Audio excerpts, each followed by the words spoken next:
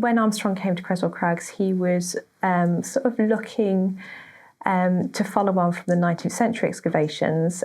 So he was also looking for the large animals, evidence of humans, but he was also looking for small animals as well to see what else he could find here. Could you tell us a little bit about the excavators, please?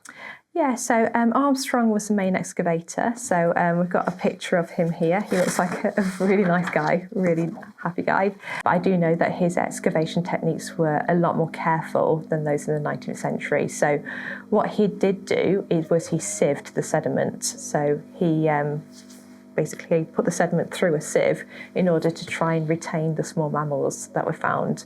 So what the 19th century researchers didn't find, he found species of voles. He also found lemmings as well, which widens the species list found here.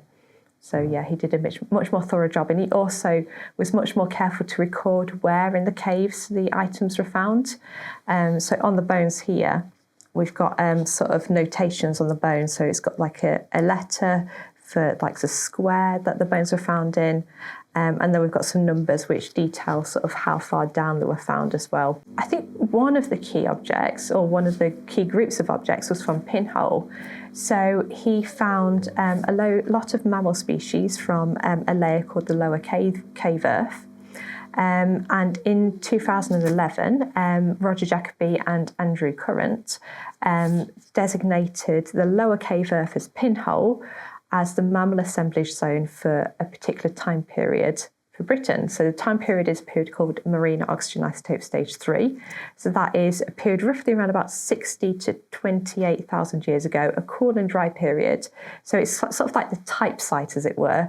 It's sort of like the go-to assemblage to know what animals were living in Britain at that time.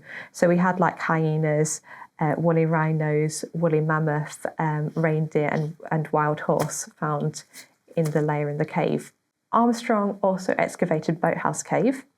And what he did was he dug down through 6 feet of stiff red clay, and then he reached concrete because he didn't realise that it had been already dug out and concreted over. So he put all that effort in for nothing.